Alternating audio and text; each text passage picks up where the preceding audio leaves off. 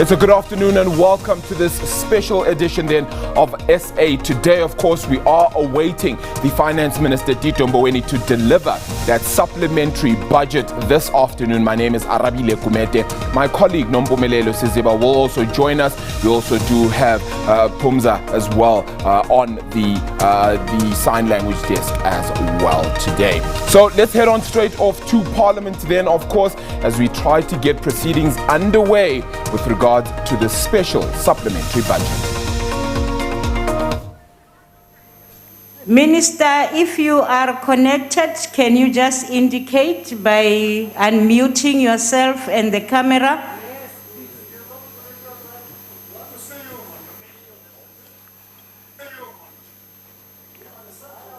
Thank you, Mayor.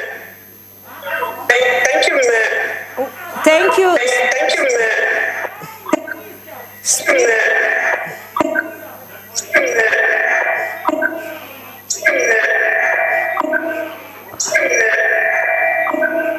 Thank you very much.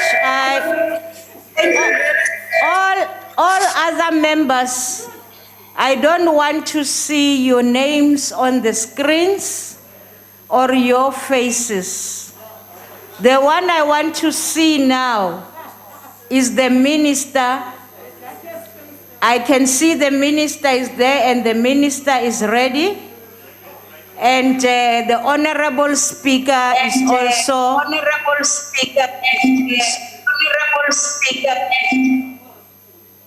ITC, please check your systems. There is a lot of echo.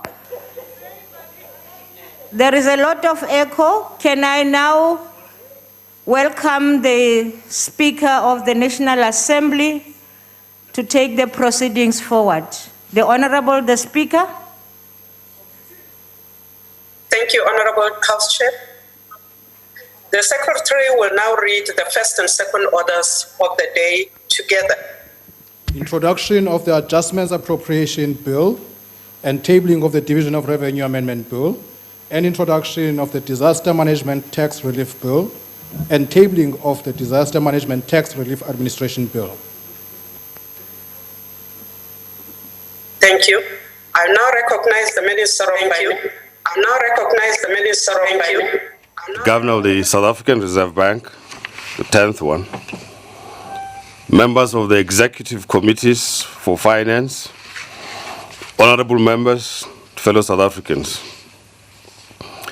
Today I table for the consideration of this House,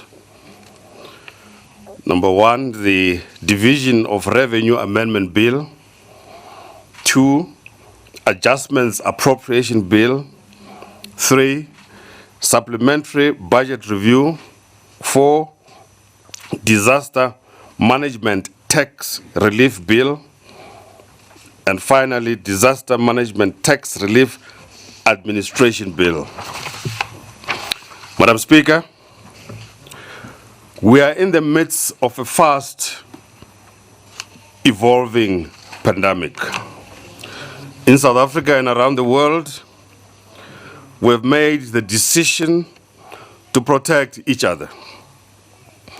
We have quickly adapted to the new situation.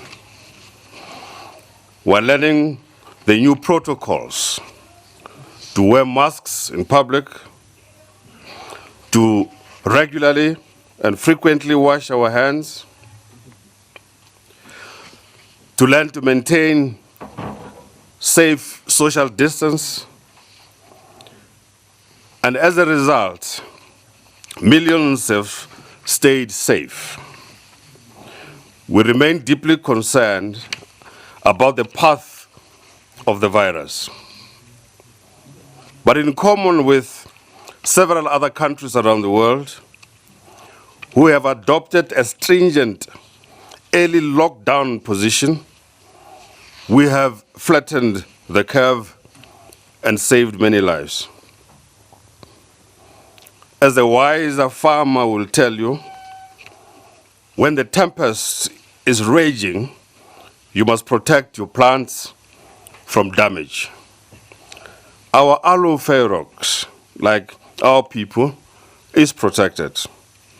Mr. President, You have been the most caring farmer looking after our alu ferox. The storm is not over yet, but if we follow the health guidelines and protocols and make the correct decisions to prepare for a new global reality, things will soon get better. The storm shall pass. Honorable members, the Public Finance Management Act, read together with the Money Bills Amendment Procedure and Related Matters Act, empowers the Minister of Finance to table an adjustment budget when conditions change. The historic nature of this pandemic and the severe economic downturn it has occasioned has made it necessary for us to table such an adjusted budget. We'll table a second adjustments budget in October, together with a medium-term budget policy statement. This supplementary budget does two things. First, it brings an adjustments appropriation bill and a division of revenue amendment bill to the House. It also formalizes the two tax bills to give effect to our response. These bills ask Parliament to approve the response package to COVID-19. Second, Mr. President, this supplementary budget lays a path to the direction that you gave us on the 21st of April, when you said, and I quote, not merely return our economy to where it was before the virus, but to forge a new economy in a new global reality.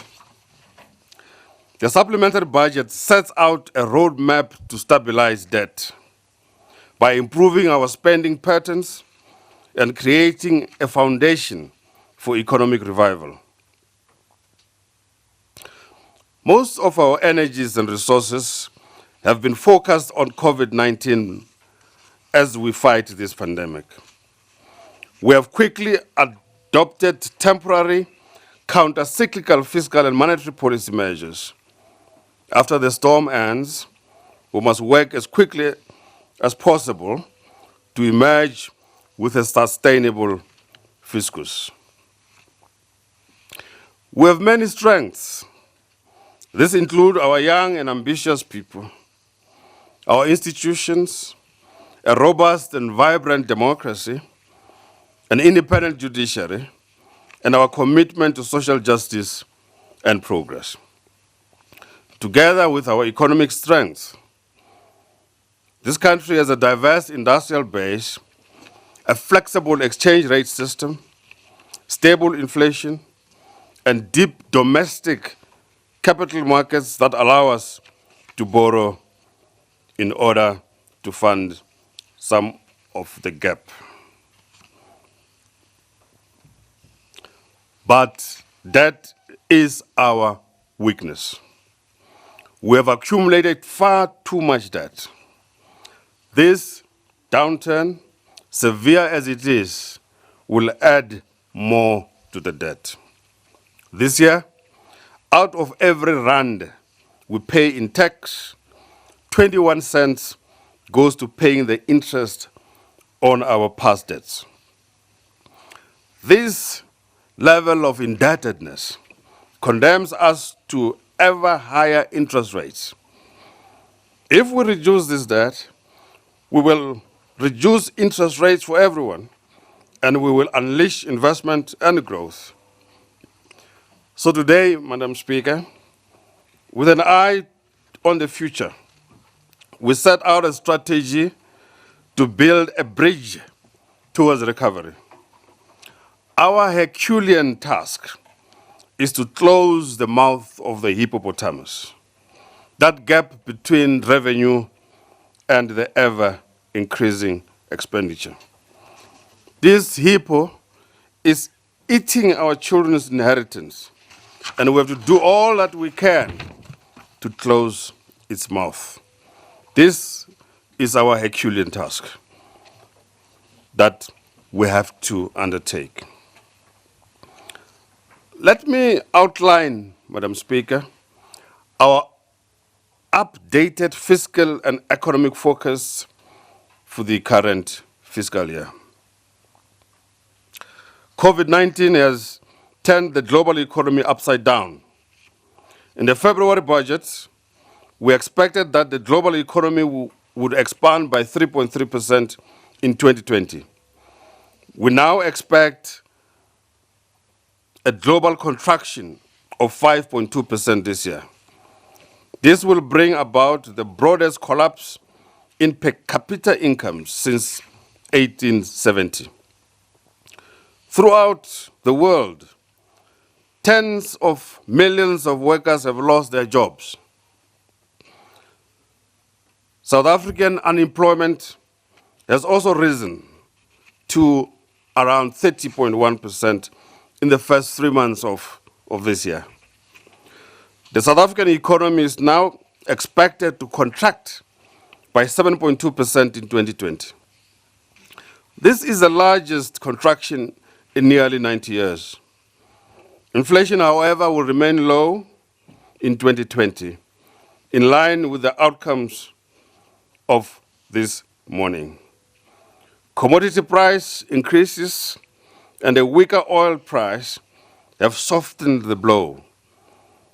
But as a small open economy, reliant to a large extent on exports, we have been hard hit by the decline in global demand and the restrictions of economic activity. South Africa has responded to this economic shock with an unprecedented set of measures. Never before has government worked closely with the private sector, with labor, with the community, and with the central bank.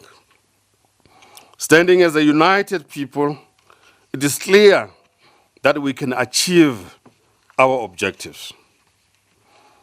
The government's response to COVID-19 has provided an economic support package which directs 500 billion rand straight at the problem. This is one of the largest economic response packages in the developing world. The South African Reserve Bank has reduced interest rates and made it easier for banks to lend to their clients and therefore support the economy. The South African Reserve Bank has also supported liquidity in the domestic bond market. The bank has stated that they stand ready to take additional action should the need arise. More than 2 million customers have received around 30 billion rand in relief from their commercial banks. Insurance and medical aid schemes have provided premium holidays. Landlords have provided rental relief. All of this in just 100 days. This is indeed a remarkable achievement. I now turn to the fiscal framework for 2021. Honorable members, projected total consolidated budget spending, including debt service costs, will exceed 2 trillion rand for the first time ever. Gross tax revenue collected during the first 2 months of 2020 was 142 billion rand, compared to our initial forecast for the same period of 177.3 billion rand. Put another way, we are already 35.3 billion rand behind on our 2020-21 target. As a consequence, gross tax revenue for 2020-21 fiscal year is revised down from 1.43 trillion rand to 1.12 trillion rand. That means that we are expecting to miss our tax target for the year by some 300 billion rand. Part of this revision is because the measures announced earlier this year give taxpayers outright relief of some 26 billion rand, and also there are delays in the tax collection of approximately 44 billion rand. These proposals are contained in the Disaster Management Tax Relief Bill and the Disaster Management Tax Relief Administration Bill that we tabled today. Taken together, the measures and adjustments we present translate into a consolidated budget deficit of 761.7 billion rand, or 15.7% of GDP in 2020-21. This is compared to the deficit of 370.5 billion, or 6.8% of GDP, projected during the February budget. This increase is mainly due to the revised revenue projections and also the payouts from the Unemployment Insurance Fund. The narrower measure, known as the main budget deficit, is projected to be 14.6% of GDP. Our early projection is that gross national debt will be close to 4 trillion rand, or 81.8% of GDP by the end of this fiscal year. This is compared to an estimated 3.56 trillion, or 65.6% of GDP in February. Without external support, these borrowings will almost entirely consume all our national domestic savings, leaving no space for investment or borrowing by everyone else. For this reason, we need to access new sources of funding throughout the world. Government intends to borrow around $7 billion from international financial institutions to support our response. We must make no mistake, these are still borrowings and not revenue, and thus they will need to be repaid in the future. The supplementary budget proposes 21.5 billion rand for COVID-19 related healthcare spending. It also proposes a further allocation of 12.6 billion to services at the front line of our response to the pandemic. Allocations have been informed by health experts who have been modeling this disease. And it is very clear that we have a big struggle ahead of us. This money partly supports increased screening and testing, allowing us to open up more and more of the economy. We have successfully increased our COVID-19 bed capacity to about 27,000, identified 400 quarantine sites with a capacity of around 36,000 beds across the length and breadth of our country, and deployed nearly 50,000 community health care workers to screen millions of South Africans. We have tested over 1.3 million people. Provincial governments will add at least 5 billion rand for the education catch-up plan, social welfare support for communities, and provision of quarantine sites by public works departments and responses in other sectors. We salute all the brave and outstanding healthcare workers and also essential workers of our country for leading in this fight.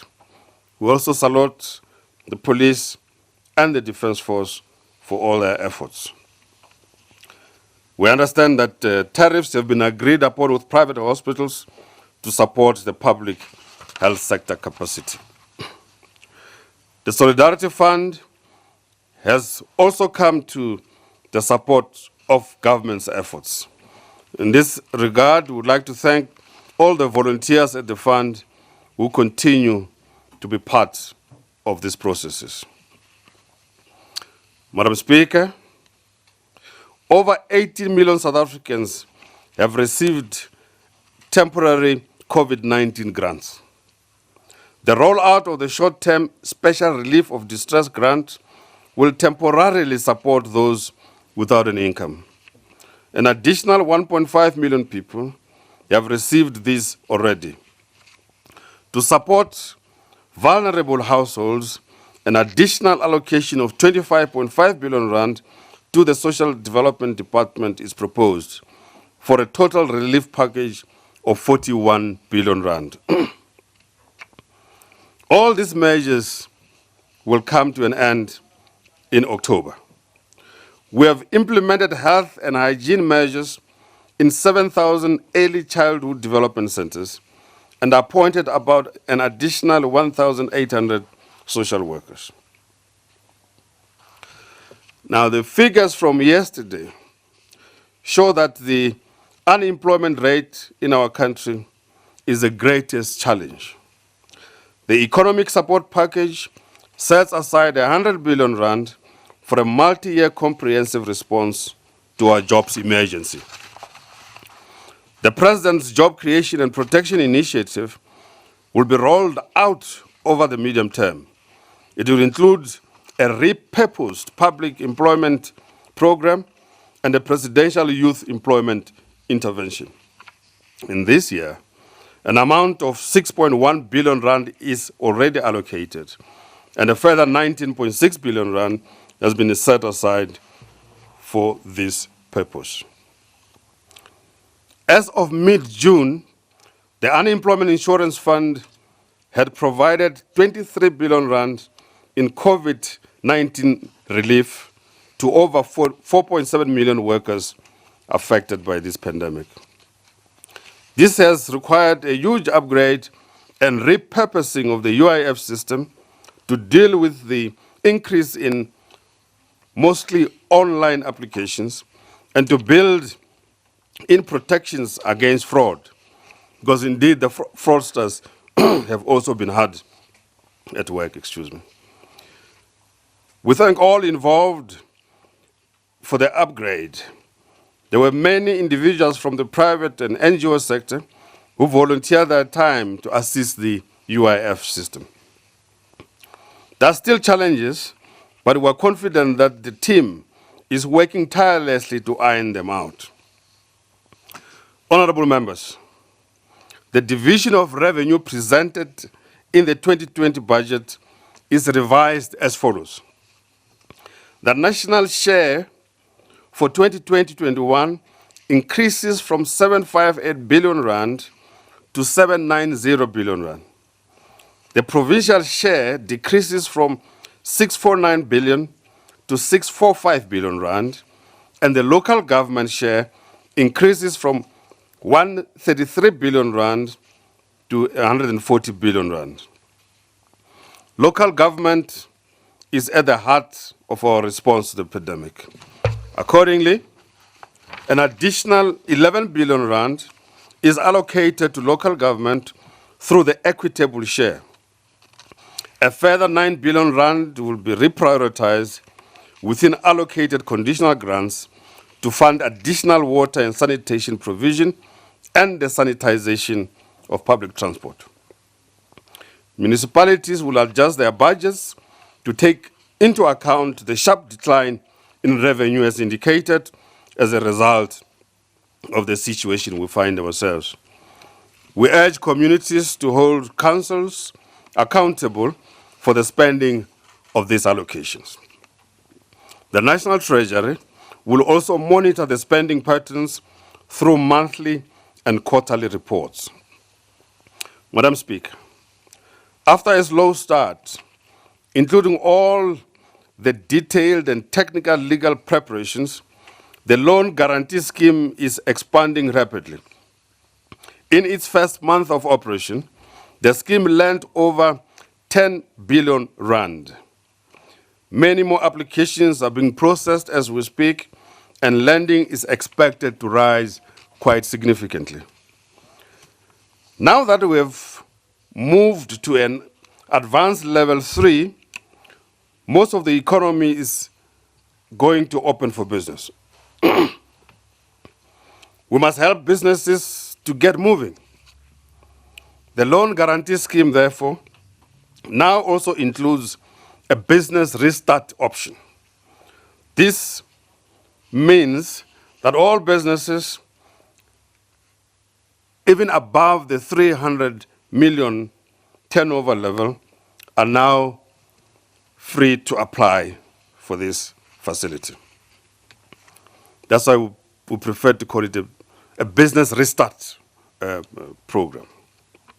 We're also finalizing amendments to the repayment holiday and turnover limits as indicated, and relaxing terms and conditions to support lending. This is being done by the South African Reserve Bank, the National Treasury, and the Banking Association. Madam Speaker, I now turn to the second part of this supplementary budget, which is to put before you, before this House, the steps that we're taking towards the medium-term budget policy statement. The Gospel according to Matthew, chapter 7, verses 13 and 14, springs to mind. Enter through the narrow gate, for the wide is the gate and broad is the road that leads to destruction, and many may enter through it. But the small gate and the narrow road that leads to life, and only a few find it. We are faced as a nation with a choice between these two gates. As South Africa responds to the current health and economic crisis, a fiscal reckoning looms. The public finances are dangerously overstretched. The wide gate is a passive country that lets circumstances overwhelm it. If we remain passive, economic growth will stagnate. Our debt will spiral upwards, and debt service costs will crowd out public spending on education and other policy priorities. We already spend as much on debt service costs as we do on health in this financial year. Eventually, the gains of the democratic era would be lost. The wide gate opens to a path of bankruptcy. A sovereign debt crisis happens. And let's maybe indicate, Madam Speaker, what a sovereign debt crisis is. In short, a sovereign debt crisis is when a country can no longer pay back the interest or principal on its borrowings. We're still some way away from that, but if we do not act now, we'll shortly get there.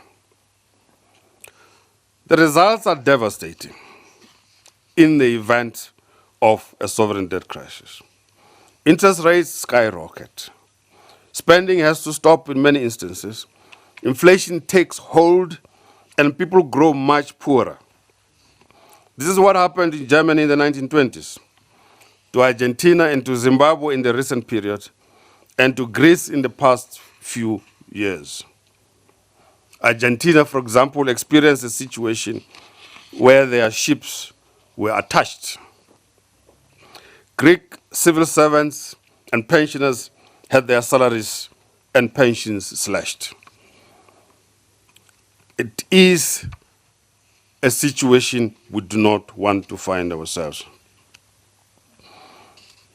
Another type of debt crisis is when a country undergoes restructuring of its debt in order to avoid a default, as was the case for Ukraine in 2000, Pakistan in 1999, and Uruguay in 2003.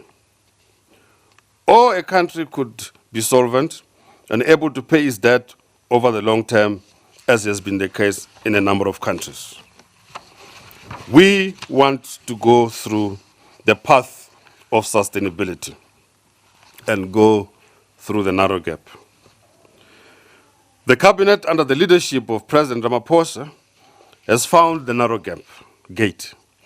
Government shall go through it.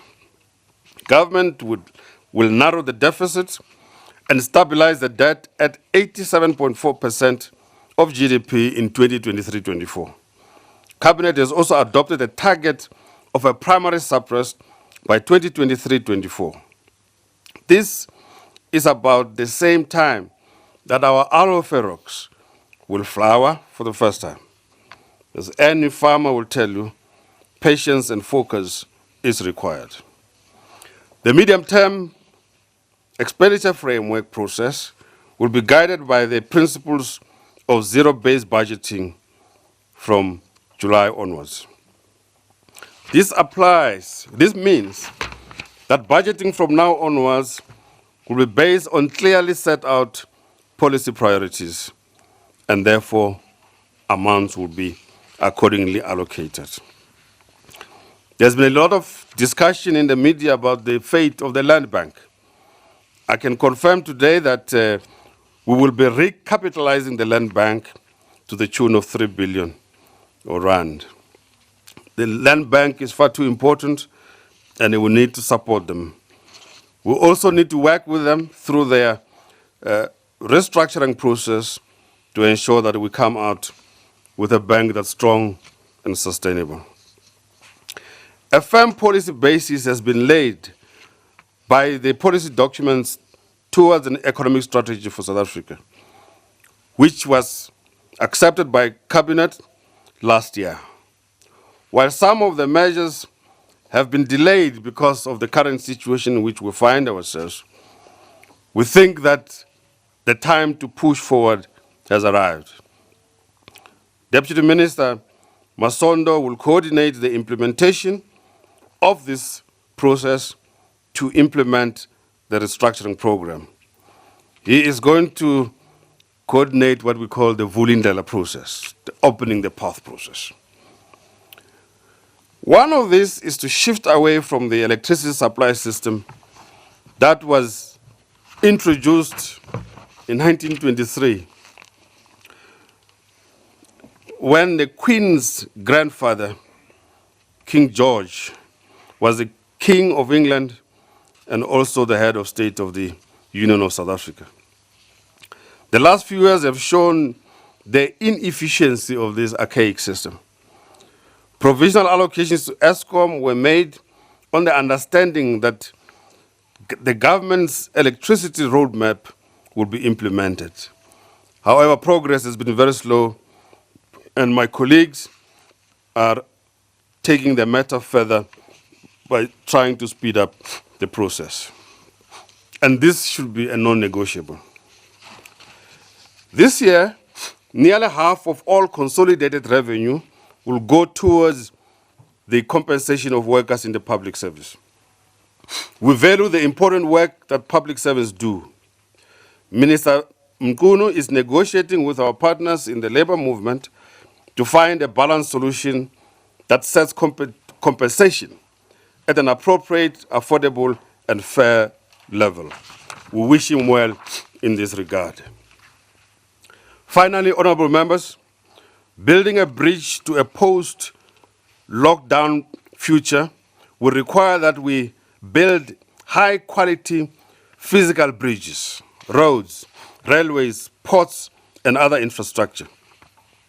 Infrastructure has demonstrated throughout the world that this can be a flywheel by which we can further spur economic growth. Just as we have toiled together to manage the pandemic, let us harness this same unity of purpose and build the infrastructure our nation needs.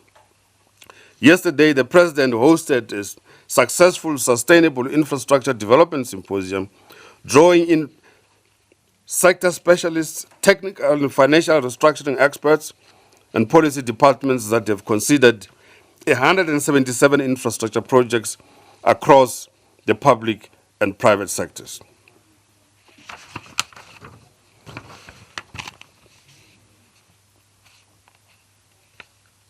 And now I want to conclude, Madam Speaker. The gospel tells us, as we indicated, that we should try and go through the small gate. And our attempt at repurposing the economy is precisely for this purpose. Mr. President, Deputy President, I'd like to thank you very much for your leadership. I'd like to thank the Deputy Minister of Finance, the Director General of the National Treasury and his team for this contribution today. My thanks to the Commissioner of the South African Revenue Service, to the 10th Governor of the South African Reserve Bank, to colleagues in Cabinet, to the Ministers' Committee on the Budget, and all MECs of Finance that have worked with us. My gratitude goes to the parliamentary committees who worked tirelessly with us to process the legislation accompanying this speech. Fellow South Africans, we have come to the crossroads, and we need to confront the problems that we have head on. I thank you very much, and so submit. Thank you.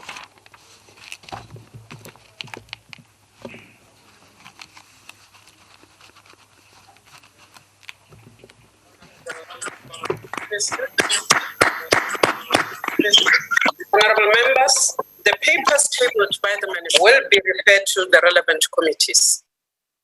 Thank you, Minister. Minister, I thought you said you had finished. Thank you, sir. Honorable members, this concludes the business for the day, and this House is adjourned. Thank you.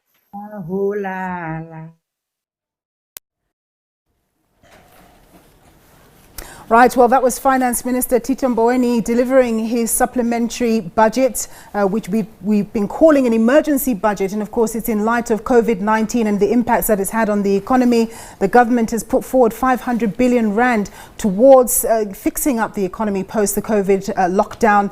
And of course, they had to readjust that budget. He gave us numbers on the economic growth situation. Economic growth economic contraction is expected to be 7.2%. Our debt is going to go up to 81.1% or 81.7% of GDP this year alone. They say that down the line by 2023, 2024, they're hoping that we actually achieve a primary surplus. We wait to see whether that does happen. Arabile, over to you. Your thoughts? Yeah, certainly an interesting one, Nompu, when one takes a look at how things have fared and whether we really will get to these levels. As you noted there, of course, that national debt figure, 81.8% of GDP, that's 4 trillion rand in terms of national debt by the end of this fiscus is how much the finance minister is expecting South Africa to get to. So it is a dire picture. Growth, a contraction of 7.2%, really massive there. And even saying then that CPI will average 3% for 2020. I wonder if you got that figure before or after today, considering that the inflation figure for the month of April did come in as well at 3%, the lowest then since at least 2005. That's June 2005, nearly 15 years then. 100 billion rand with regards to economic support package, a multi-year deal for job creation.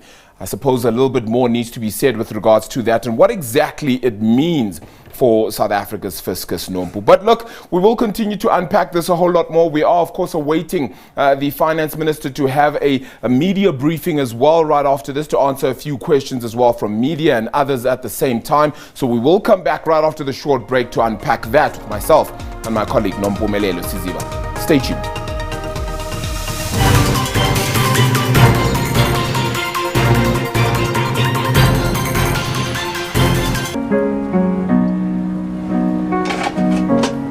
R4 is a good deal.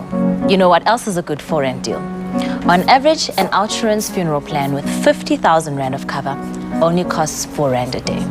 At OUTsurance, your premiums are based on your unique profile to offer you the cheapest premium possible. And that is a great deal. Get a low-cost funeral plan that's helpful in life. SMS quote to 37030 or visit outsurance.co.za for a quote. Heroes define their own legacy. Some walk through smoke and flames. Others nurture our future leaders. Some bring order to our lives, bravely keeping us safe and secure. And some take risks and create opportunities. All these legacies started somewhere. Start your own legacy with Lyceum. Take a moment and look around you. If you've worked hard for the things you own, say I. If you built that business from scratch, say I. If you think your insurer should do what they promised to do when you claim, flash your lights and say I. And if you're with the insurer that's paid out over 40 billion rand in the past 3 years, say I.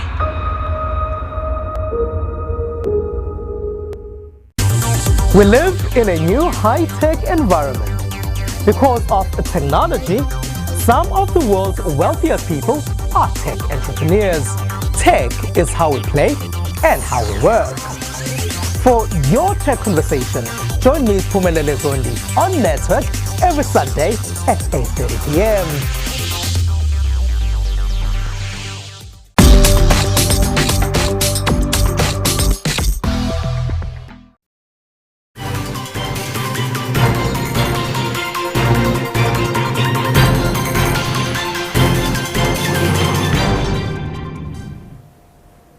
Well, we are expecting Finance Minister Tito Mboweni to brief the media anytime now, but in the meantime, Arabile and I are going to be having our own analysis of what our observations were. And I think one of the big issues that Finance Minister raised was the issue of debt. He says that we don't want to go down the road of other countries like Zimbabwe and other countries that have experienced that crisis. There was the Greek crisis recently where they had to spend many years paying back massive debt, but they're in a better position now. Arabile, perhaps you can try and explain why debt is such a big deal. Yeah, look, it certainly gets a little bit difficult and tricky for South Africa, right? So if we start by the basic picture, so to speak, we try to gather as much money as we can if we can't fund the basic needs of our country through our budget, right? Through the money that we make through the revenue from taxes and the like.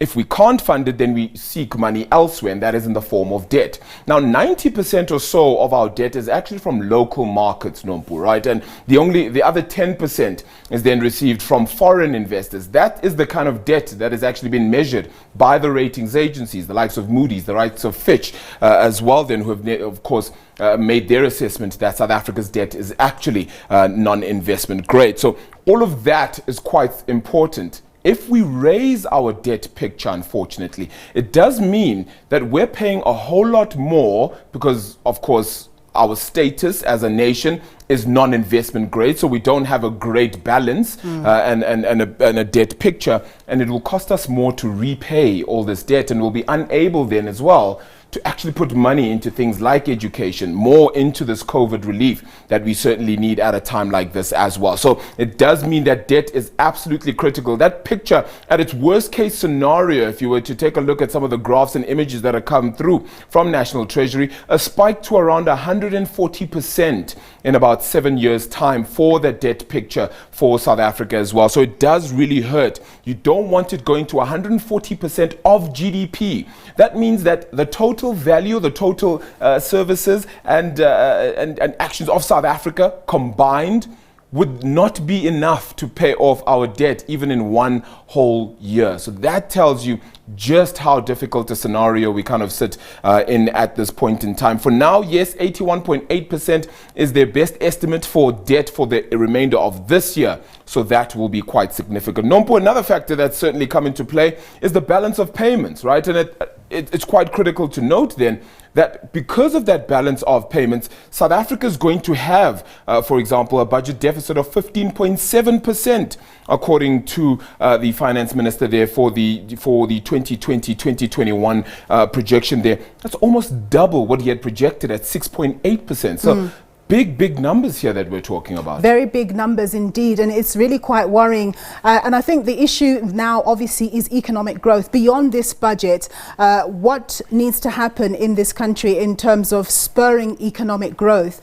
We look as though our back is up against the wall. And of course, you mentioned that economic support stimulus. He talked about the 200 billion rand loan scheme, about trying to help businesses basically come back from the dead and all of that. But I think it's going to take a lot more than that just for us to see the economy going. Of course, we need people to have the will to invest in the country as well. One of the things that does crop up every now and again is the issue of policy certainty in the country. It's not far away before we have those local elections next year. And as we approach elections, you do find that investors tend to hold back because they want to see what happens in the elections before they put their money where their mouths are. Arabile.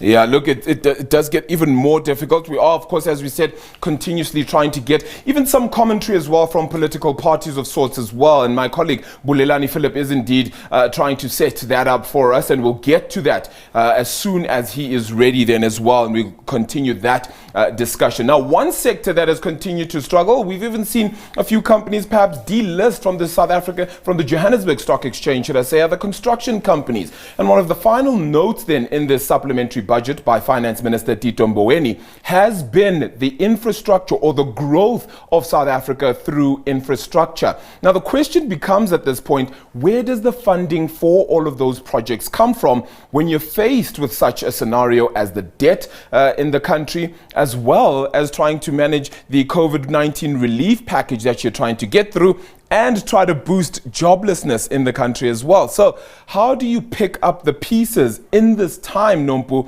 when you have probably what is absolutely critical? Everybody would agree that we certainly do need more infrastructure projects right now. I think the issue is, Arabile, is that government can have all the best intentions, and so long as it has the right policy framework, private money is not adverse to spending money in the South African economy. You know that yesterday there was the infrastructure symposium that took place that was launched by the president.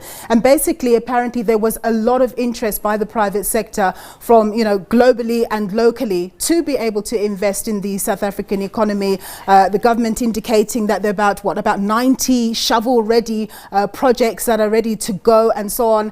They want to raise 2.3 trillion rand over the next 10 years in order to invest. And of course, the importance of infrastructure is that if you invest in infrastructure, it creates jobs because you have to create the infrastructure like building bridges, roads, etc., etc. And down the line, as the economy grows, because your investment has to be spread broadly in terms of your education and all of that. So what happens is that as you invest in infrastructure, it just creates better economic potential. It's called a multiplier effect, basically. And so it's a very positive thing. But I think the government, the ANC government, has been really good at coming up with plans, but it's all been in the implementation. Sometimes it hasn't been a case of a lack of funds, but actually just getting things going and getting the things implemented. Yeah. Another mentionable point, I suppose, here becomes the zero-based budget, Nompu. Now, this is something that the Finance Minister Tito Mboweni has come up with broadly and really said that South Africa needs to inherently go that route. The hope is to start that process by June. And if we look at the speech in particular, it says, under the leadership and guidance of the president, they found the narrow gate and government will go through it, supposedly. This narrow gate seems to be even narrower, if you ask me. Government will narrow the deficit for one and stabilize debt that is at 87.4% of GDP by 2023-2024. That, Nompu, is only 3 years' time, or 3 fiscal years from now, right? If we're getting debt at 81.8% for now, and implementation of all of government's projects have certainly been slow over the years, getting to 87.8% is going to be a hard task, surely. Almost near impossible, I think. I mean, if you think about what's happening, Finance Minister Tito Mboweni, he did touch on the issue of unemployment. That came in at 30.1% in the first quarter. And of course, the numbers are likely to be much worse for the second quarter, given the fact that obviously COVID-19 related national lockdowns have led to people not being able to earn an income, and some people likely to lose their jobs permanently.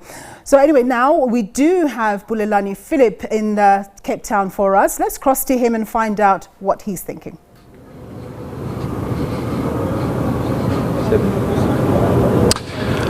Good afternoon to you, Nompu. Of course, we are outside here at the precinct of Parliament following this special adjusted budget by the Finance Minister. Of course, a lot of people have been listening to try and see how it's going to take us out of this unprecedented and uncharted waters because of this COVID-19 situation. I've got a couple of political parties that I want to bring into the conversation just to get their reactions in terms of what they thought about the Minister's speech. Steve Swart is from the ACDP. Of course, the Finance Minister had to do some borrowings. Did it do a nice balancing act? Well, from the ACDP side, we liked his reference to the narrow gate and the broad gate. And clearly we're at the crossroads. We need to follow the narrow gate. We know the minister's got no fiscal space to move. He's going to have to borrow money. But we didn't see enough detail about what plans are going to be implemented to ensure that we don't have a sovereign debt crisis, and that he referred to.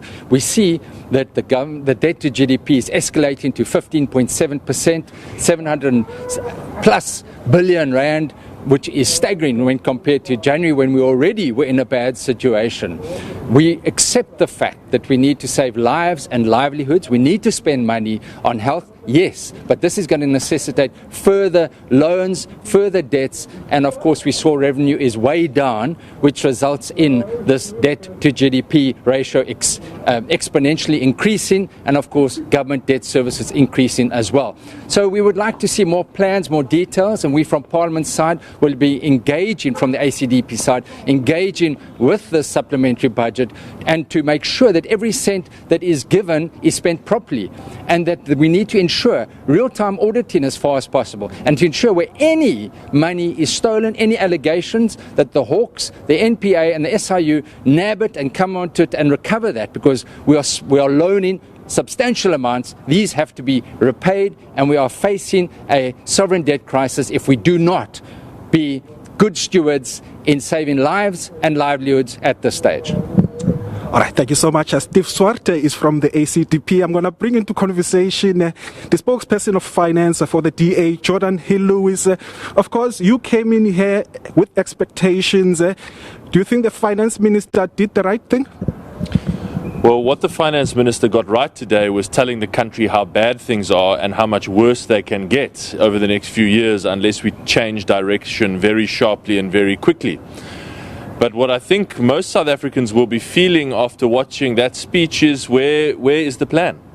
There was no clear plan from the minister. It was basically a description of the horror story that we face, a plea with the country that things can get much worse unless we change direction, and not a lot of specifics at all, not much detail on any plan about how to turn that around. We would have liked to have seen this debt that we are borrowing this year. Is it going to be repaid by cutting luxuries and wasteful expenditure in government, or are South Africans going to be paying for it with higher taxes? We didn't see that. We didn't see much discussion about real economic reform to make things easier in South Africa. So I think the key question is, yes, very clear horror story, but where's the plan? All right, thank you so much. Jordan Hill-Lewis is the spokesperson of the DA on finance. I believe we have to cross back to you guys live in studio for the press conference. Thanks very much, Bulelani. We are going to cross now immediately to Finance Minister Tito Mboweni, who's briefing the media.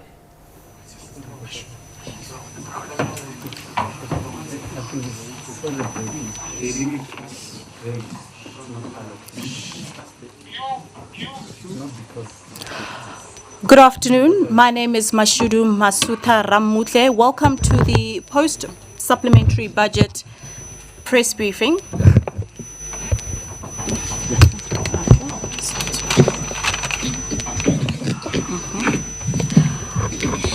I'd like to welcome all media colleagues, National Treasury officials, and the viewers at large. Thank you so much once again for joining us at this post-supplementary budget press briefing tabled by Finance Minister Tito Mboweni. On the panel today, we've got the Finance Minister Tito Mboweni. He will be joined by the Deputy Minister David Masondo, together with the Director General of the National Treasury, Dondo Mokajane. Then we've also have SARS Commissioner Mr. Edward Kisvetter. The Governor of the South African Reserve Bank, Lesitja Kganyago, also joins us this afternoon, but he will join us virtually, so he's not with us in the room. So I'd like to open the lines right now and the WhatsApp line to journalists to proceed with their questions that they might have following the supplementary budget that was tabled by Finance Minister Tito Mboweni a little earlier on. So my colleague Nongleba is on the WhatsApp line. She will be feeding through all those questions to me, so colleagues can start feeding those questions to me. And in the telephone line, we've got Ishmael, who will be manning all your telephone calls. So how we're going to proceed with this press briefing is that we will take 5 questions at a time to allow colleagues to give us or to pose their questions to the panel that we've got today.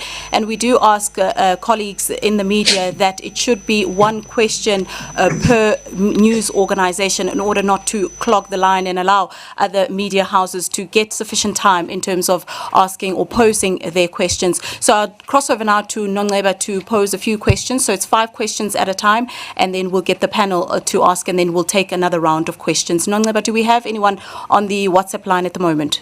Yes, Mashudu. The first question is from Dennis Webster from New Frame. The question is, both the President and the Minister initially committed 50 billion to social grants. This has been cut to just over 40 billion. Why is that, and where have those funds been reallocated? How much of the funds allocated to social grants will go towards the special COVID grant? Dennis is also asking how much of the 500 billion committed by the President has been spent so far. Heidi Jokos from ENCA is asking,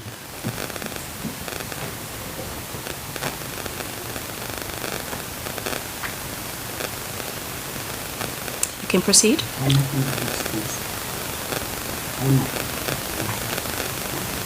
We have a bit of a feedback coming through. Sorry, colleagues.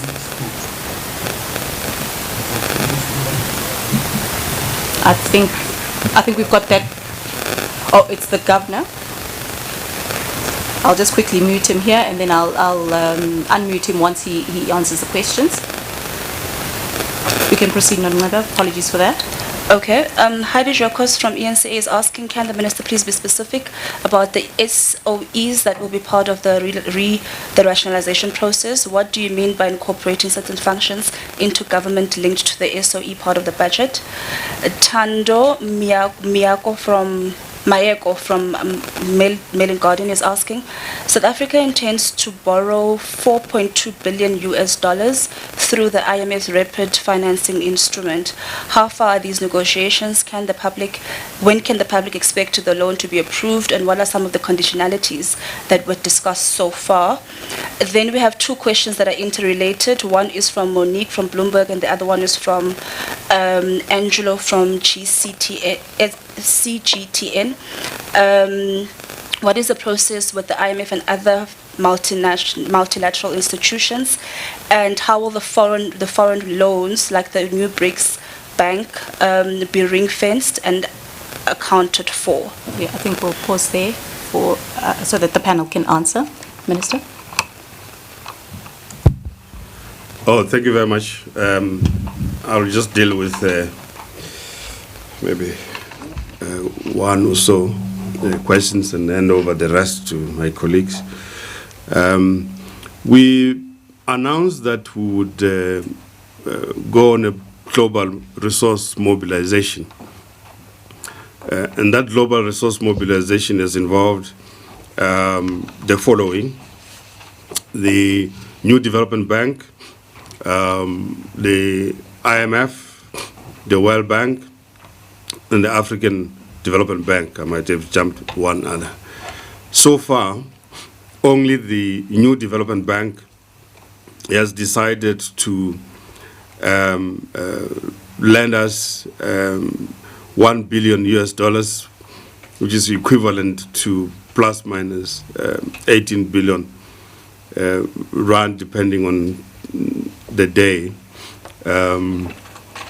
So that's a new development bank. The IMF and the National Treasury have been involved in quite a protracted negotiations process. That's where we are planning to source 4.2 billion US dollars. The discussions are tough, they're difficult, and we think that we might have come to some common understanding. And on the basis of that, the staff at the IMF will approach their executive board early in July to make their submission on South Africa's request. Once they have agreed to accede to our request, we think that the World Bank will follow suit. And of course, we'll then proceed with the others, the African Development Bank and so on. But I want to emphasize that, as I said in the speech, this is not revenue. This is borrowings, which means that have to be repaid at some point with the requisite interest. So it's very important that ideally, in an ideal economic environment, these sorts of loans that one acquires internationally, it really should be used for investment and not just to deal with the things that we have to deal with now. But we're in a crisis, and therefore we have to respond in the manner in which we are responding. Now, and this is important because what we're trying to present is a very difficult financial situation. And this, again, is a supplementary budget. It's not the February budget. It's a supplementary budget occasioned by the changed circumstances that we find ourselves. So I think that that's the question I will take, and then my colleagues will take. Eh? Oh, you didn't hear me? Sincere apologies about that. But I think I've answered nevertheless, and I think DG can deal with the others and the Deputy Minister. Yeah. Thank you very much. There was a question on the 50 billion rand and why is it less. What we are saying in the speech, and Minister was very clear that government is committed to the 500 billion rand package that was announced by the President. However, from a spending point of view, we're watching very closely the take-up. We're watching very closely the use of the resources. What we have picked up and what we are picking up is that the intake of the special grant is slow. And then what we are then doing, we provide best estimates. And that's why we then reduce the allocation. It doesn't mean the commitment is not there to actually reach the target. It is there. When people come through, we will obviously pay as required, because this is an intervention that government committed to, and it's an intervention that government wants to actually ensure that we meet the commitment. There's also a question about SOCs, which ones will be rationalized. I think this is an ongoing. What we are saying in the speech and in the book is that we are embarking on expenditure reviews, which will ultimately be a stepping stone towards the zero-based budget that we've been talking about. Departments and different departments in governments have been engaged to identify those entities that are not needed, those entities that needs to be merged with departments, those entities that, for instance, will need to be, that should cease to exist, based on need and priority. So we'll be very clear. And I guess as we approach the medium-term budget policy statement, as we indicated, we'll be more detailed in terms of exactly which ones will be closed, which ones will be supported further, and which ones will be matched within as programs in various departments. In terms of the spending to date, because we have not, for the purpose of how we budgeted, the minister was very clear in terms of saying that this money is not, revenue. It is borrowing. We are actually indicating and calculating it as part of the total borrowing requirements for this year. So as a result, what we are clear about is that the money that we're putting aside is towards specific COVID interventions, as identified in the book, with the specific interventions that we indicated. So at this point in time, we are not able to actually single out the actual spending per category, but what we are able to do, we are accounting for those in the normal way that government actually accounts. On the 22nd of every month, we get what we call IYMs, in-year monitoring reports, that comes through from various departments, and we are able to track and indicate where exactly money is being spent, because this money is part of government programs. And this is ongoing, and what we are committing in the book and what we committed in the speech, that will enhance the monitoring and that we actually will be placing on the spending related, COVID-related spending, and ensure that this money is spent accordingly. I think that was about all the questions that were asked, Mashudi. Thank you. Yes. I think we can move to another round of questions. As people ask further questions, I really like to draw your attention to the centerpiece of what we're trying to do here, the revised fiscal framework. That's the issue. That's the meat of the beast. I think I just want to draw people's attentions back there. The fact that we are having to submit a supplementary budget because the situation has changed. So we don't get drawn into SAA, into these other things. The only thing that really I talked about here is the land bank. But let's come back to the real substance of the matter. Thanks a lot. Thank you very much, Minister. Nongleba, do we have more? Oh, let me start off with the telephoners just to find out whether we've got anyone on the telephone line. Thanks, Chairperson. On the line at the moment, we have one question from Ray Matlaka, Daily Maverick. You can go ahead, Ray. Hi, Minister. Can you please elaborate on what you mean by finding a balanced solution that sets compensation at a fair level when it comes to public sector wages? Does this mean that the government will stick to the terms of the 2018 wage agreement? Thank you. Thank you very much, Ray. I think Nonglebeya, we can take another 4 questions. Maya Fisher-French is asking, has there been any indication on allowing retirement fund members to access a portion of their pension for their hardships needs? Dadi Patel from the Wall Street Journal is asking, where will the 7 billion for international financial institutions come from? Peter Detroit, which is linked to the question that was asked on the telephone line from News 24, is asking, in February you said you were much more bullish about reining in on the public sector wage bill. This time around you delegate the matter to the Minister of Public Service and Administration. Have your targets changed? And the last one is from Yane Delanga from Rapport, which is also linked, which is saying, in February you said $186 billion rands saved in the public sector wage bill will be announced in 2 years. Is that target still intact? Has those savings been consumed by increased spending in the public health budget? I'll stop there for now. Thank you, Nongwena. I'll put it to the panel. That's quite a mouthful. I'm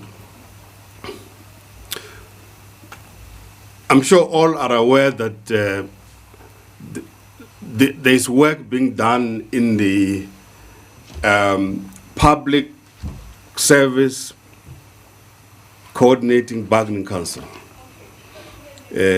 where the lead ministry or lead minister there is the Minister of Public Service and Administration. So I'm not just kicking for touch when I say he's leading the process. Indeed, he is leading the process. And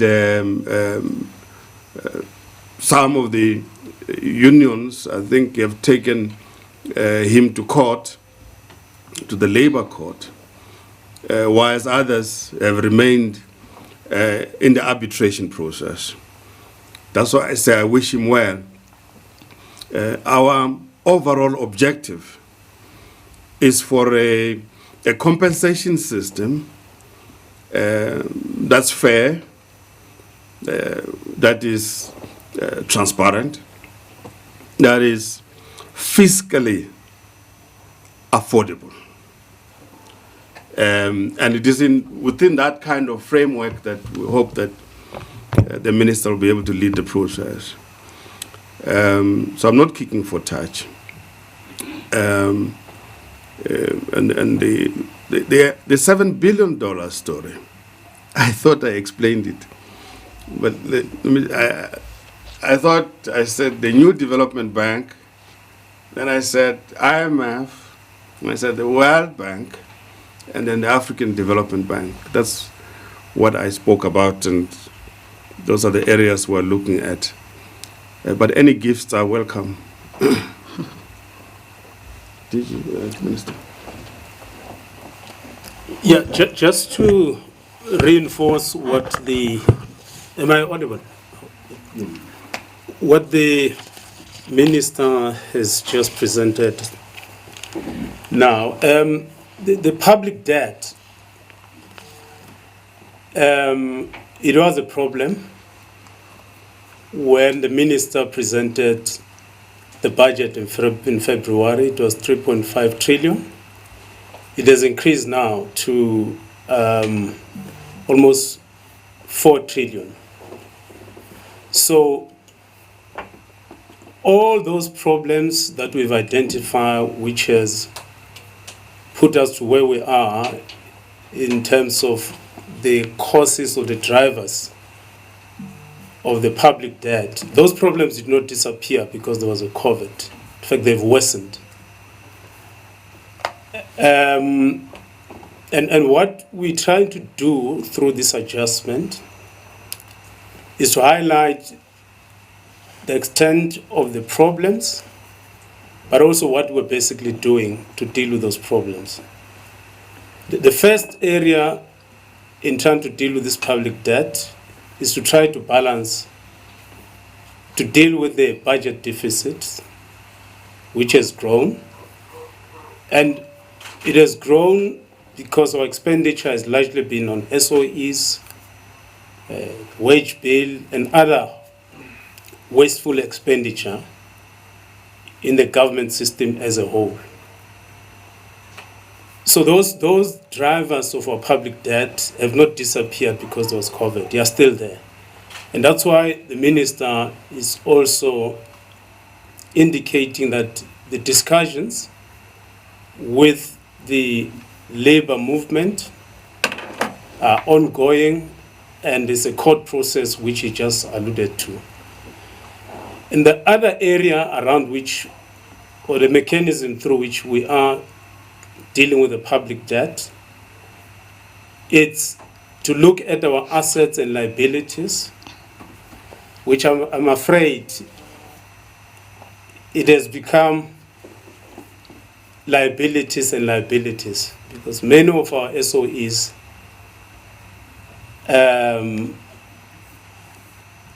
they are increasingly becoming serious liabilities on government, and then I must add here that there is a presidential state-owned enterprise council which the president is appointed, and we will be working with them to have clear conversations on which SOEs should government still participate, and if it does participate, in which way, and not just at a national level, but also at provincial level, at municipal level, because there are a lot of small entities in provinces, in municipalities that we need to look at and ask hard questions about whether they are growth enhancing or they are just a burden to the fiscus. And another area through which we're trying to address this debt, not just debt, but also unemployment. 10 million people are unemployed. It's like a population of Zimbabwe. The Quota Labor Survey, which were announced yesterday, and the states SA, they've not factored in the impact of COVID. So we've got a huge challenge insofar, or not just the public debt, but also the unemployment.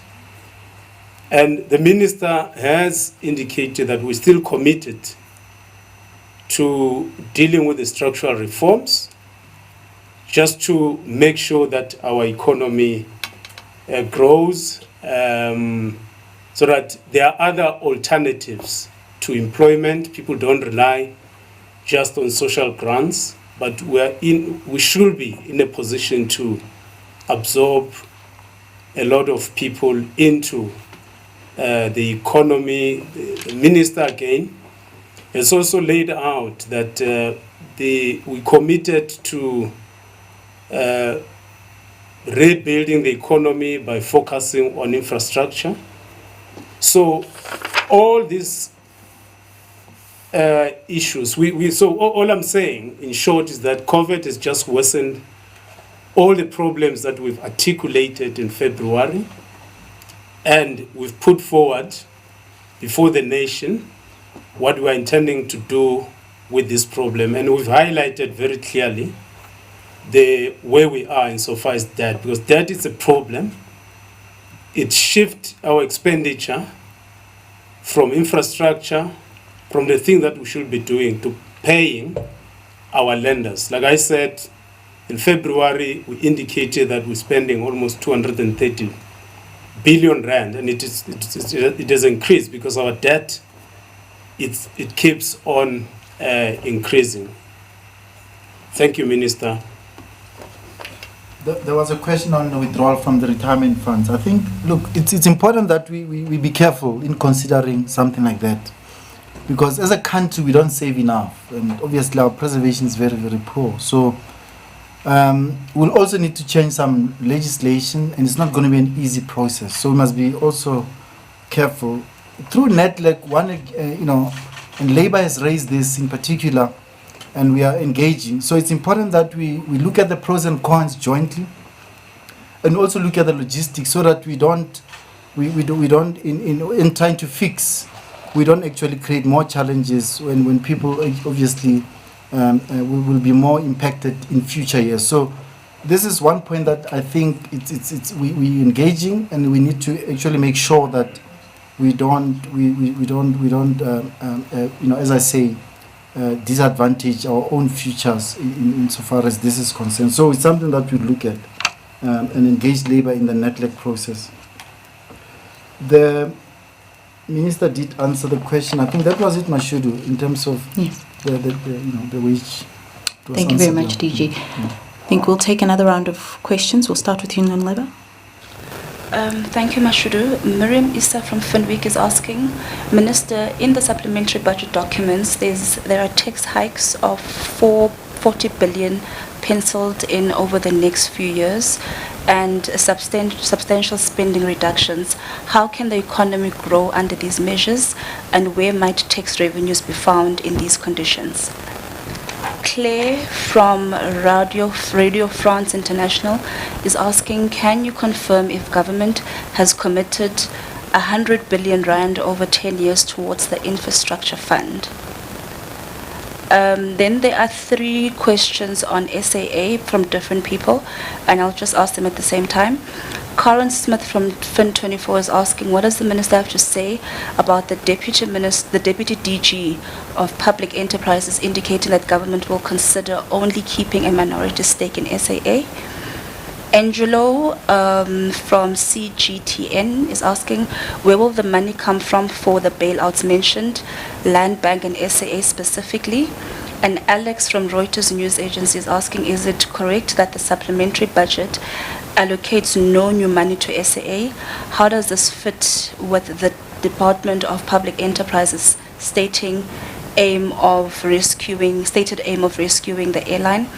Will any rescue of SAA have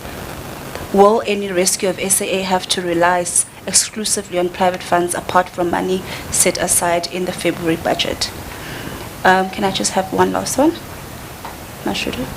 Can I go? Yes, you can go.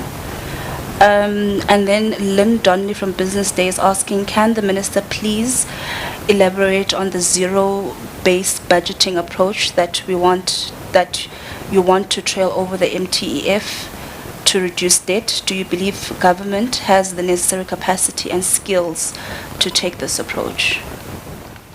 Over to you, Minister.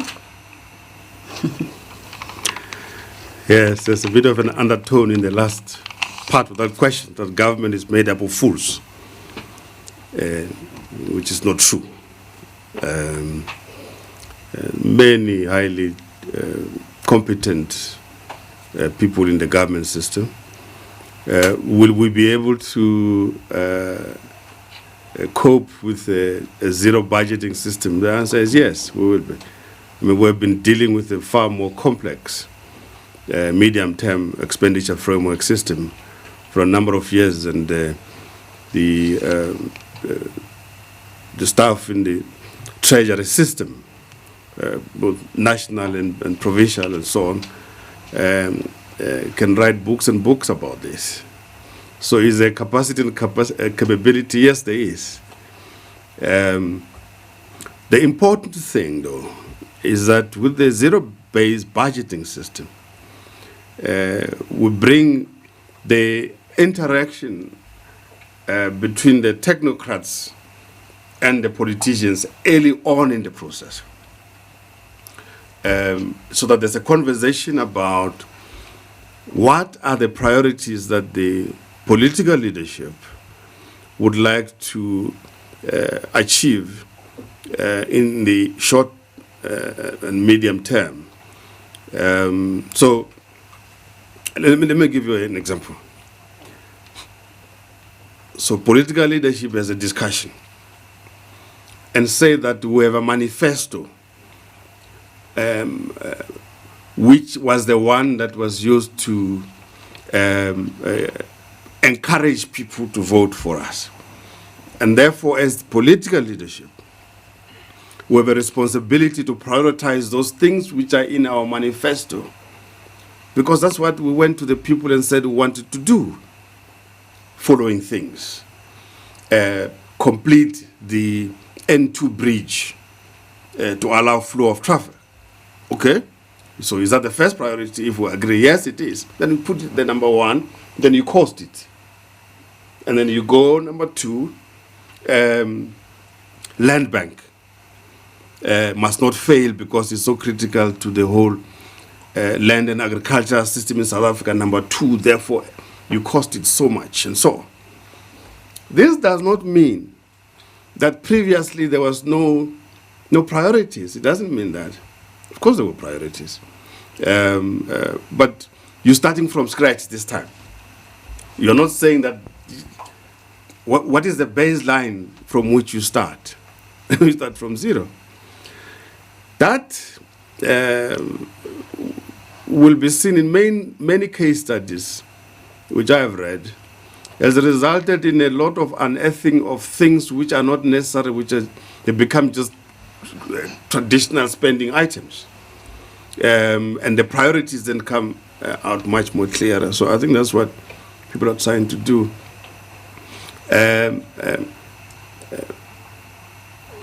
We did not seek to introduce a supplementary budget to take over the functions of the Department of Public Enterprises. And therefore the questions of what Deputy DG, who said where, is something that I think you should direct at them. Let them answer that question so that we don't get into things we know nothing about. In this supplementary budget, we make specific reference to the land bank. And so that's where we come from. What other question was there? I forgot. Just one on tax. Yeah. On the tax. Tax. Caesar is here. He can answer that. Thank you. I think first of all on tax policy, the Minister had already indicated in the February budget speech that his intention was in fact to focus on broadening the tax base as opposed to adjusting the rates, because we had felt that from a tax rate perspective we had reached a point of inflection where raising rates does not necessarily extract more revenue. Clearly, from a COVID perspective, one has to look at where are the opportunities, and that will be a function of the work of the Minister and Treasury over the next number of months. I do think, however, what's important is that it is not as if from a tax compliance perspective we are a fully compliant society. And so what we have as SARS is our work is cut out in a number of ways.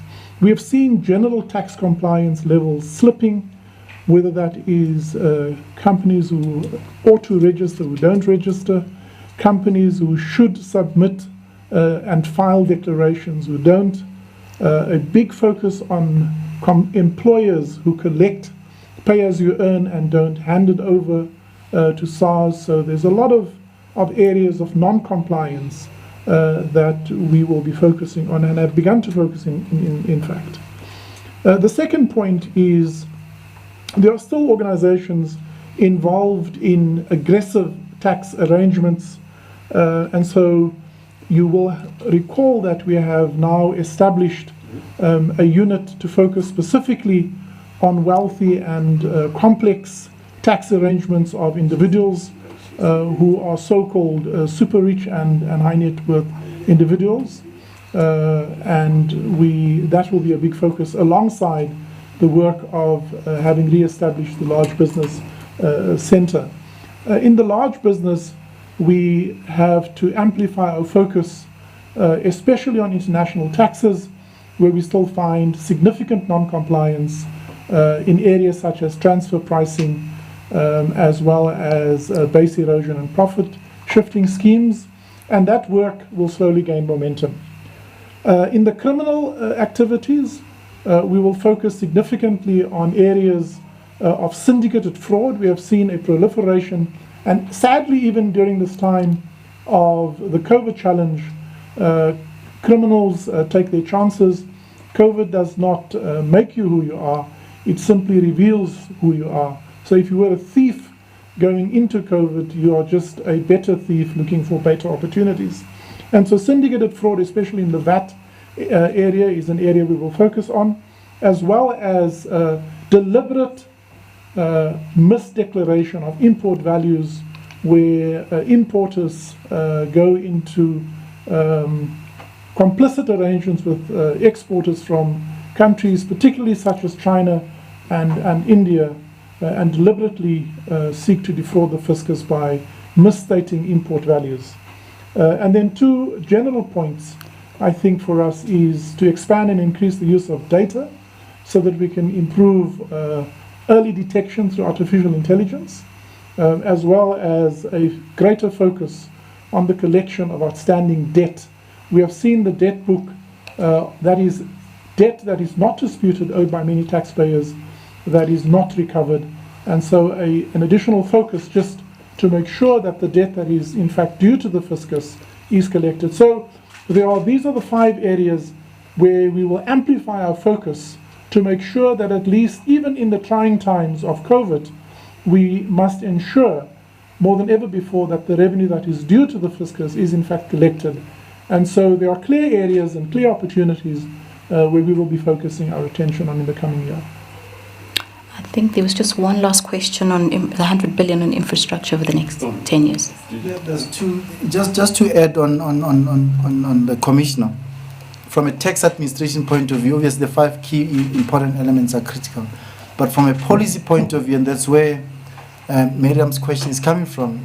Miriam is saying we have put in 40 billion in the outer year. Yes, I think we did exactly that.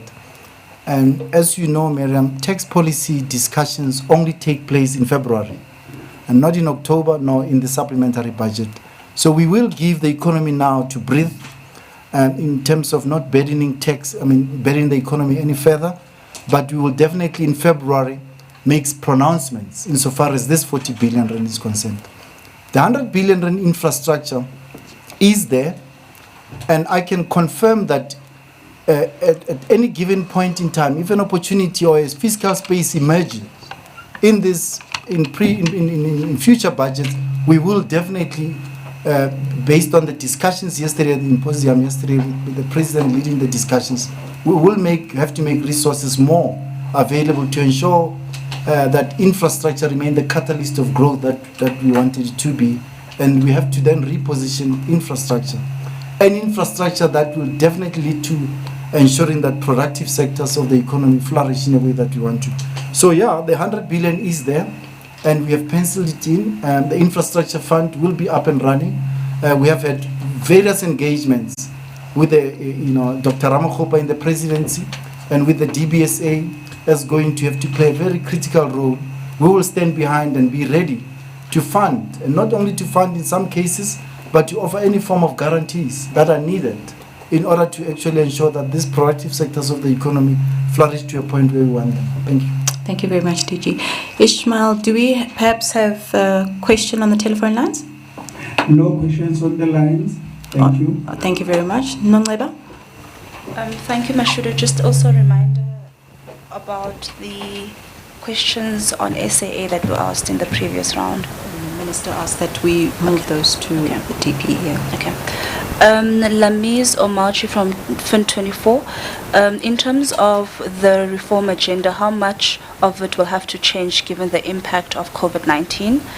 Vickers Burger from Netwerk Virundondag is asking, how will government help the agriculture sector with the crucial role they have to play with regards to food security and job creation, keeping in mind the challenging times we are currently experiencing?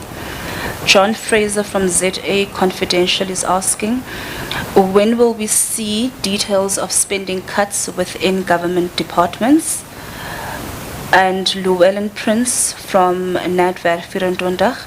The ANC and its alliance partners had previously rejected any suggestion that South Africa may turn to the IMF and the IMF for loans, as it may subordinate the country's sovereignty to the dictates of these institutions.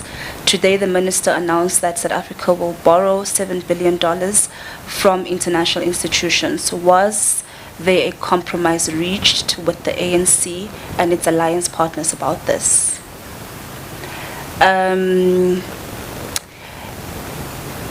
Elena from CNN is asking, what are the probabilities of a sovereign debt crisis based on the current debt trajectory? What percentages are we looking at here? The same person is also asking, there is still a funding gap of about 300 billion rand between the funding requirement and bond issuance. $7 billion from international financial institutions equate to 120 billion rand. Where will the rest of the money be raised from?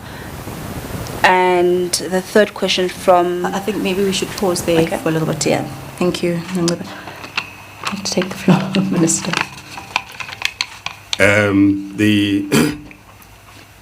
The issue about the International Monetary Fund, it's an important one.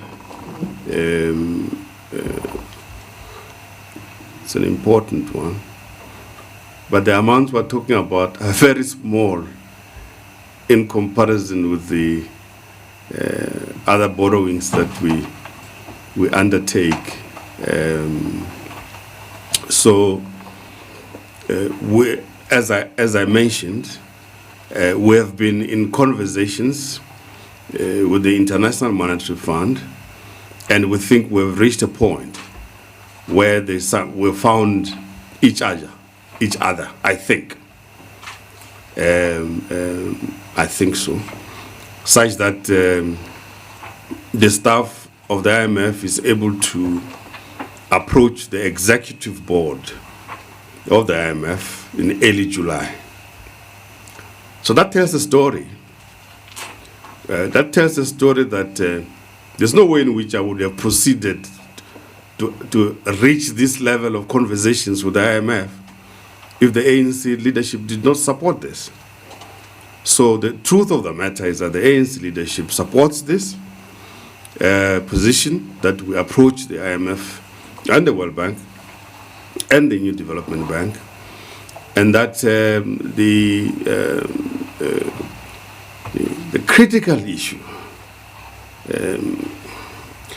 is that as we enter into these borrowing arrangements with the IMF, that nothing is done that undermines national sovereignty. I don't know why people think by definition we are so careless that would do anything to undermine national sovereignty. We're just so unsmart. We're not going to do anything of the sort. But anybody who has ever negotiated with a lender will know that there's no lender who just throws money at you. If I have to lend you money, I need to be sure that you're going to return my money. And therefore you have to give commitments about when are you going to return this money. That's why you enter into these long negotiations processes. Very tedious, at times very irritating. But one has to do that. That's why we are in these positions to do what needs to be done in the interest of the country. So that's about the IMF and the World Bank. But the National Treasury every year has an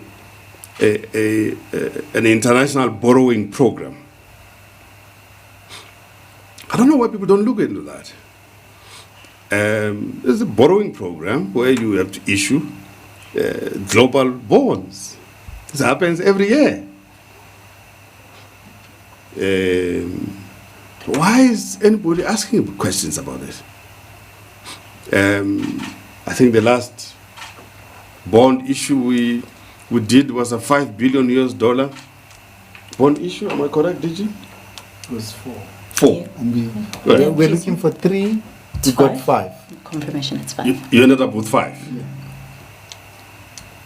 That's more than what we're going to the IMF for. But people don't ask, maybe because we don't explain it, because this will be a bonds that will raise with the participation of people like Fidelity, BlackRock, if they participated, and others, JP Morgan Asset Management, and so on. So maybe there is a general question about whether we should borrow at all. That's a discussion for another day. I would like to be in a position where I don't have to go and borrow anything. It's the same like any other individual. They would rather not go to their bank for an overdraft or to borrow, but life is such that, when you've got that hippo mouth as wide open as it is, you have to find a way to close the funding gap. So that's the situation. So, but the critical issue, I think, that we confront, that's why we have had to have this supplementary budget, is that the economic situation has changed from the way it was in February. The fiscal framework has been put under stress. Those are the critical things. So what's happening to the consolidated budget deficit, which we've indicated is risen now to about 15.7% of GDP. That's an important number. The budget deficit, which has also risen to about 14% and above. Now, the debt service costs, which we thought would be around 65% of GDP in February, now rising to over 80%. Now, these are the critical issues that the supplementary budget must focus on, so that all these other numbers have to assist in bringing back fiscal credibility, such that we don't have a situation by 2023-24, the debt to GDP ratio is greater than the GDP of the country, and thereby triggering one form of a sovereign debt crisis or another. I think those are the key things. So you'll see in the supplementary budget that we have moved quite a substantial amount of funds either within departments or between departments. And certain programs that we know, for example, are very slow in spending, we might have to think twice about them. And we have sufficient experience now to know that there have been many cases of fiscal dumping. So we know about that. So I want us to come back and focus on the supplementary budget, its core fiscal framework, and what is it that we're trying to do in order to address the COVID situation, where we're shifting funding quite significantly towards the COVID struggle. And therefore, it becomes unavoidable that if there are domestic and international institutions which have COVID-related funding, that we approach those and we deal with the situation. Now, there's something that disappeared from the speech, Roy. I don't know where Roy is. He's up there. There's something that disappeared. What happened to Regulation 28? No, he's shaking his head. Oh, sorry. This other fellow there says, okay, I'm not saying anything then. But it was in the speech until last night. You made me memorize it and then you removed it. That's so unfair. I mean, I had to go and reread about this regulation in detail.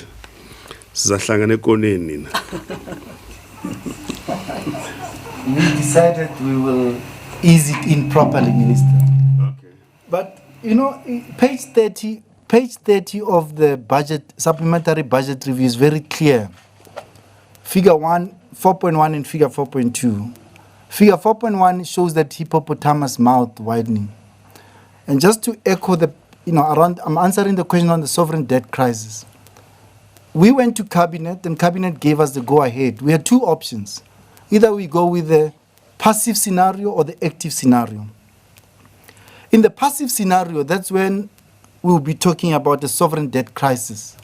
Because in 23-24, this debt to GDP was going to hit 106%. And that means we would have been in trouble. So the passive scenario was not good for South Africa, it's bad for South Africa. Because in there you had unsustainable debt levels, you had expenditures that's hitting the roof, you will not be able to manage our public finances. But with the active scenario, that's where debt stabilized at 87%. 87.4% in 23-24. And that's where we become responsible public finance managers to ensure that we approach the burden that we want to place on future generations and approach that very carefully. Whilst doing that, reining in expenditure and closing the mouth of this hippopotamus. There's another question in terms of the financing, of the gross borrowing requirement. You're correct. I don't know who asked the question about the 400 billion rand. In February, we said, at 344, and now that is about 776 billion, 400 billion rand difference.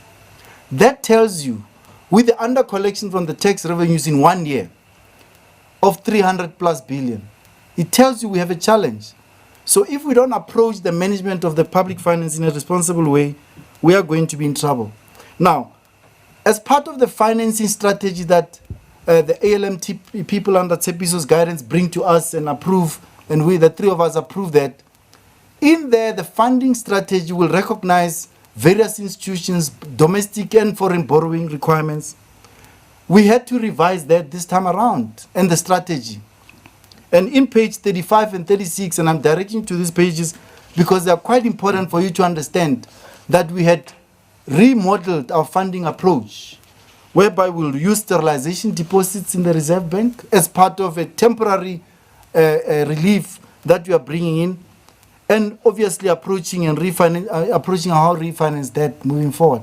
So I will appeal to the person who asked the question to specifically look at page 35 and 36 of the supplementary budget review to understand that we are aware of the challenge that we have, and we are approaching this very carefully and very clearly, including the fact that not only are we using sterilization deposits, but we're also approaching these IFIs and try and get the $7.5 billion. So as part of our strategy this time around, it obviously will change in future based on our need and our requirements. So I think that's very clear, and we want some of the colleagues to look at that. And this book, by the way, becomes now the reference point between now and October in terms of any question that South Africans or anybody out there may have as to what are we doing with the supplementary budget. We are approaching very responsibly. We are recognizing that tax revenues have declined significantly. We are recognizing the economy has not been performing. We are recognizing that COVID and the implications only, and not only COVID, by the way, let me remind everyone that the downgrade itself had its own challenges by Moody's. So all of this as a package of challenges, we are putting a package of responses together. And we know, obviously in 3 to 4 months now, we'll obviously go to the medium-term budget policy statement in October and review some of the things and actually ensure that we're building this bridge towards what essentially should be a very, very tough budget of 2021 that actually will position us or reposition South Africa to a higher growth trajectory. Thank you. Thank you, DG. I think there was also a question on the details of the spending cuts. When can we expect that, as well as the agricultural sector in terms of the food security? With the support for Land Bank, for instance, this was one of the prime reasons why we thought we cannot, and we've been saying it, we cannot Land Bank to collapse, and that's why we have engaged with lenders, note holders, we have engaged with the bank board, the Land Bank board, and finally Cabinet then gave approval to support Land Bank to the tune of 3 billion rand, recognizing the important role that it plays in food security. Now, the details of the cuts, let's not look at them as cuts. Look at them as reprioritization areas. In this day and time in our history, how do we reposition expenditure to a point where we can get productive sectors of the economy to move? If we look at it like that, we are not negatively going to see this as cuts, because cuts in them are negative. Cuts brings resentment. But essentially, we all know that there are programs in government that needs to be stopped, that are not relevant for this time in our history, that will not take us out of the quagmire that we're in. So let's reposition that and reprioritize. And that's why we said zero-based budgeting is going to be an approach that we're going to be using forward, whereby we look at all spending areas, we look at all allocations from a zero base, and then decide based on new realities that we are faced with. The new realities are as follows. The COVID implications. We will need to boost the tourism sector, clearly. We will need to boost the agricultural sector in a big way. We will need to build infrastructure from scratch. We will need to have to make sure that SARS is able to reposition itself in collecting more taxes, because in this period, with the capacity that SARS has lost, we also picked up that tax avoidance has increased. So we have to make sure that we play a much bigger role and support SARS and many other interventions, whether you look at the transport sector, rail, ports, all the items that were mentioned in the infrastructure space symposium yesterday. So we will have to reposition these spending areas in those areas and that will actually lead us to growth. And the last point, we are not forgetting the growth paper that was started as a so-called Tito paper, treasury paper, and finally became a government paper that's backed by cabinet. In that paper, towards an economic growth strategy for South Africa, in there are elements that remain relevant and key in terms of taking our structural reform agenda process forward. And between now and February, we really need to accelerate. And that's why I think I re-emphasize the point that the minister made, that the deputy minister is going to lead this area of work in the Vulindlela office within the ministry that actually looks at this, how to unlock certain areas, whether it's departmental engagements, whether it's sector engagements, whether it's private sector, etc. That because this ultimately is the solution for South Africa. Borrowing more is not the solution. Cutting more is not the solution. The solution lies in us growing the economy and ensuring that our growth agenda is enhanced. So that's the solution. Growing the economy of South Africa. Thank you. Thank you very much, DG. You know what, DG? I've just discovered something. I discovered something because some of the questions arise because we didn't have the lockup session. Yeah. We didn't have the lockup session. Yes, for example, if we had been in the lockup section, people would have been familiar with the detail that is there from page 49 going on.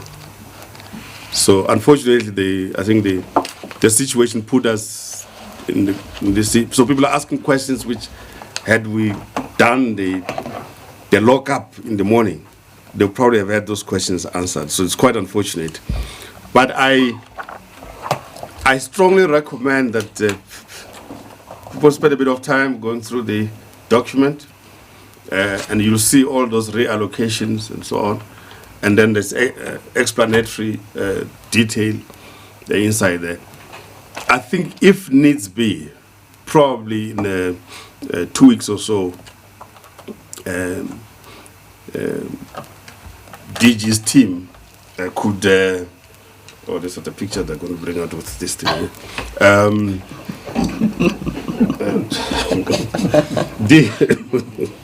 I know them by now. Maybe DG's team in about 2 weeks or so, you can go again into detail when people have had time to study the document. It's on the website. Yeah, it is. Then people can familiarize themselves. It's just the inconvenience of this COVID situation. But because I could pick up from some of the questions that people haven't had the opportunity really to go through the documentation. But really, I haven't had much sleep.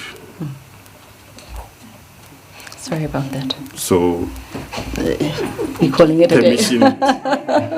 Permission to depart. Yeah, we're calling it a day. Thank you very much, Minister Tito Mboweni, for joining us this afternoon. So we have come to the end of our post-supplementary budget media briefing. Thank you so much to members of the media, the National Treasury officials and the viewers at home. And I'd also like to thank the panel today, which was Finance Minister Tito Mboweni, the Deputy Minister of the Deputy Minister of Finance, Mr. David Masondo, the Director General of the National Dr. Principal. We also had the Director General of the National Treasury, Dondo, I almost say doctor, but we'll honor that, Dondo Mukhajani, and we were joined by the Governor of the South African Reserve Bank, Lisicha Khanyago, virtually, as well as SARS Commissioner, Mr. Edward Kisveta. Thank you so much for joining us, gentlemen, and thank you to everybody. Good night. Thank you. Bye-bye. Thank you.